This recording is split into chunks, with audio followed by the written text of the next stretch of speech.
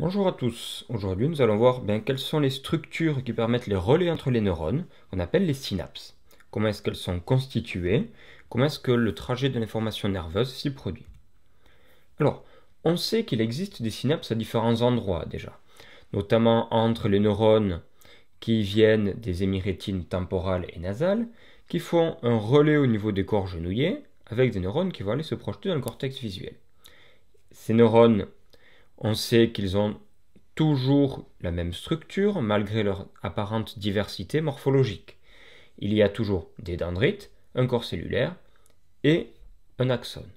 On sait aussi que le message nerveux circule toujours depuis les dendrites vers les axones. Alors, focalisons-nous sur des neurones de la rétine. Ces neurones de la rétine, par exemple, ce neurone ici, représenté avec la couleur bleue, ici, représenté avec la couleur verte. Entre les deux, où j'ai représenté dendrite et axone pour chacun de ces neurones, on voit qu'il y a une zone de proximité entre l'axone d'un neurone et la dendrite de notre neurone, qui est une synapse. Si l'on zoome sur cette zone, on sait que le message nerveux va toujours des dendrites vers l'axone, dendrite vers l'axone, donc on peut placer cette flèche-là. Le message nerveux va dans ce sens-là. Au niveau d'une synapse, ce message nerveux passe donc depuis l'axone du neurone bleu vers la dendrite du neurone vert. On peut ainsi nommer ces neurones relativement à la position de la synapse. Le neurone qui est avant la synapse sera le neurone présynaptique.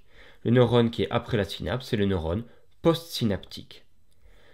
Le message nerveux, au niveau de la synapse, passe donc depuis l'axone du neurone présynaptique vers la dendrite du neurone postsynaptique. Alors, si l'on zoome cette fois-ci sur une synapse en fonctionnement, qu'est-ce que l'on voit?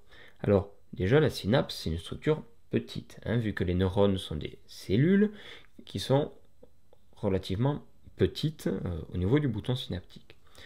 On constate, alors ici on a positionné neurone présynaptique, neurone postsynaptique, on voit que entre ces deux neurones, il n'y a pas de contact direct, il y a un petit espace. Cet espace, ici ES qui veut dire espace synaptique, eh bien, il fait environ 25 nanomètres de distance. Au niveau d'une synapse, dendrite et axone ne sont pas directement en contact, il y a un espace, l'espace synaptique. Alors, si l'on résume tout cela, on peut positionner l'architecture globale d'une synapse avec le neurone présynaptique, son axone, le neurone postsynaptique, sa dendrite, entre les deux, la fente synaptique, ou espace synaptique, espace intersynaptique, comme vous voulez. Tout cet ensemble-là forme la synapse. Dans quel sens va le message nerveux? Le message nerveux va depuis l'axone du neurone présynaptique vers la dendrite du neurone postsynaptique. De plus, on sait que ce message nerveux il est de nature électrique. Alors, on est confronté ici à un problème, parce que au sein d'un neurone, le message nerveux peut très bien se propager sous forme électrique, ça on l'a déjà vu précédemment. Sauf que, est-ce qu'un message nerveux peut se propager entre deux choses qui ne se touchent pas? Eh bien, c'est ça le problème qui se pose au niveau de la synapse. Le message ne peut pas être sur toute la longueur de la synapse de nature électrique.